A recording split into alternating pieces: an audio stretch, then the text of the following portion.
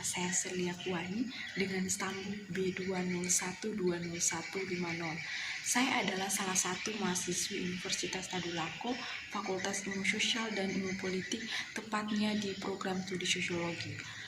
Pada kali ini saya akan menjelaskan tentang mata kuliah Sistem Hukum Indonesia. Dalam saya menjelaskan tentang mata kuliah Sistem Hukum Indonesia, ada beberapa bagian yang saya akan jelaskan.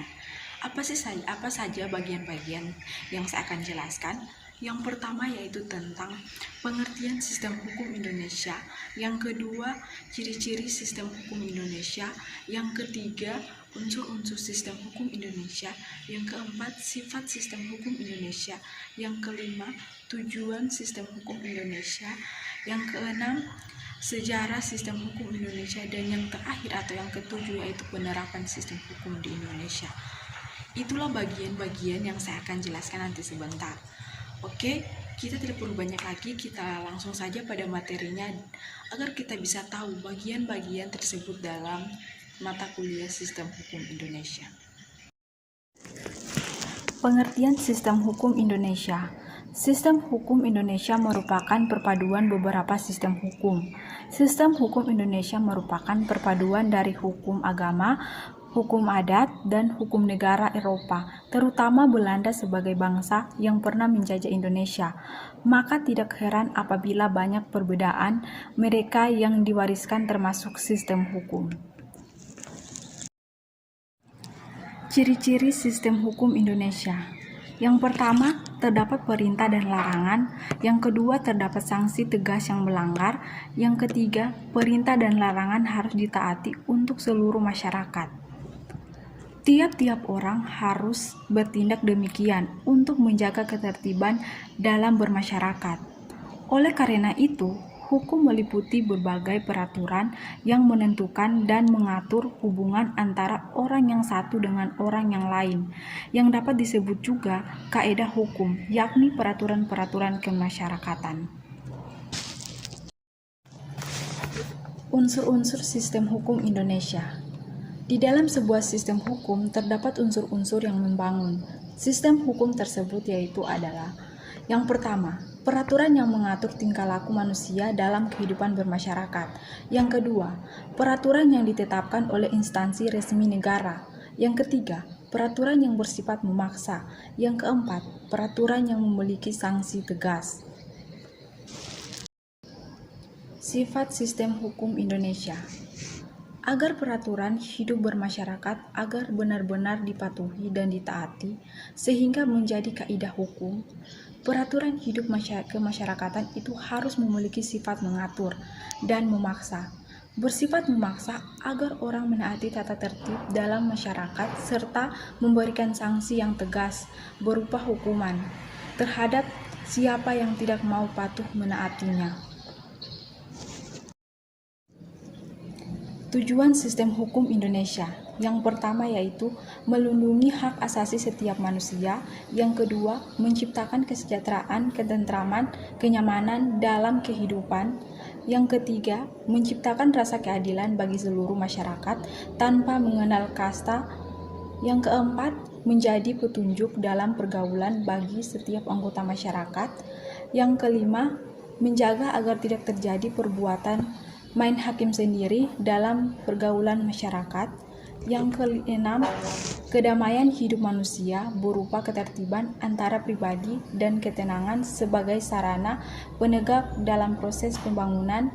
Yang ketujuh, penyelenggaraan keadilan, ketertiban, kebenaran, ketentraman, serta perdamaian sebagai syarat untuk mendatangkan kemakmuran dan kebahagiaan. Sejarah sistem hukum di Indonesia. Periode kolonialisme dibedakan menjadi 3 era, yaitu era VOC, liberal Belanda, dan politik etis hingga penduduk Jepang. A. Era VOC. Hukum Belanda diterapkan terhadap bangsa Belanda atau Eropa, sedangkan untuk rakyat pribumi yang berlaku ialah hukum-hukum yang dibuat oleh tiap-tiap komunitas secara mandiri. Tata politik dan pemerintahan pada zaman itu telah menyampaikan hak-hak dasar rakyat di Nusantara dan menjadikan penderitaan yang pedih terhadap bangsa pribumi di masa itu. B. Era liberal Belanda. Tahun 1854 di Hindia Belanda dikeluarkan kemudian dinamakan RR 1854 atau Peraturan Mengenai Tata Pemerintahan di Hindia Belanda, yang tujuannya adalah melindungi kepentingan usaha swasta di tanah jajahan dan untuk yang pertama kalinya mencantumkan perlindungan hukum untuk rakyat pribumi dari pemerintahan jajahan yang sewenang-wenang. Pembaharuan hukum yang didasari oleh politik liberalisasi ekonomi ini ternyata tidak dapat meningkatkan kesejahteraan rakyat pribumi sebab eksploitasi masih terus terjadi. C. Era politik etis sampai kolonialisme Jepang. Masa penjajahan Jepang tidak banyak terjadi pembaruan hukum di semua peraturan perundang-undangan yang tidak berlawanan dengan peraturan militer Jepang. Tetap berlaku sambil menghapus hak-hak istimewa orang-orang Belanda dan Eropa lainnya. Sedikit perubahan perundang-undangan yang dilakukan Kitab Undang-Undang Hukum Perdata yang awalnya hanya berlaku untuk golongan Eropa dan yang setara diberlakukan juga untuk kaum Cina. Penerapan sistem hukum di Indonesia. Membahas tentang hukum tidak dapat dipisahkan dengan paksaan, karena sifat dari hukum itu sendiri adalah meningkat. Hukum dilahirkan bukan sesuatu yang lahir terlebih dahulu. Apabila tidak untuk kebaikan manusia, maka tinggalkan. Hukum merupakan sebuah perangkat aturan yang jika dilanggar maka akan mendapatkan suatu sanksi. Nah, berbicara tentang hukum di Indonesia yang berpatokan pada 3 sistem hukum, yaitu hukum Eropa kontinental, hukum adat, dan hukum Islam. Sebagian besar sistem yang dianut baik perdata maupun pidana berbasis pada hukum Eropa, khususnya dari Belanda, karena aspek sejarah masa lalu Indonesia yang merupakan wilayah jajahan dengan sebutan Hindia Belanda.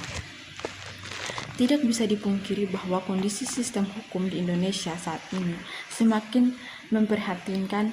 Begitu banyak tangis dan ratan rakyat-rakyat kecil yang tertindas dan terluka oleh hukum, bahkan tidak jarang emosi rakyat semakin berkobar. Tak kalah ada pihak-pihak tertentu yang memanfaatkan hukum di dalam mencapai suatu hasrat tertentu yang tanpa menggunakan sedikit pun hati nurani.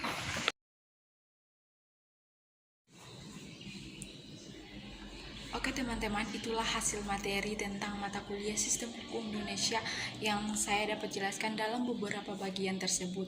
Semoga materi yang saya berikan, yang saya dapat jelaskan dalam bagian-bagian tersebut bisa bermanfaat untuk kita semua dan kita bisa belajar bersama-sama bahwa setiap peraturan yang sudah ditetapkan kita harus menaatinya. Oke, terima kasih atas perhatiannya dalam menyimak video saya. Saya ucapkan terima kasih. Wassalamualaikum warahmatullahi wabarakatuh.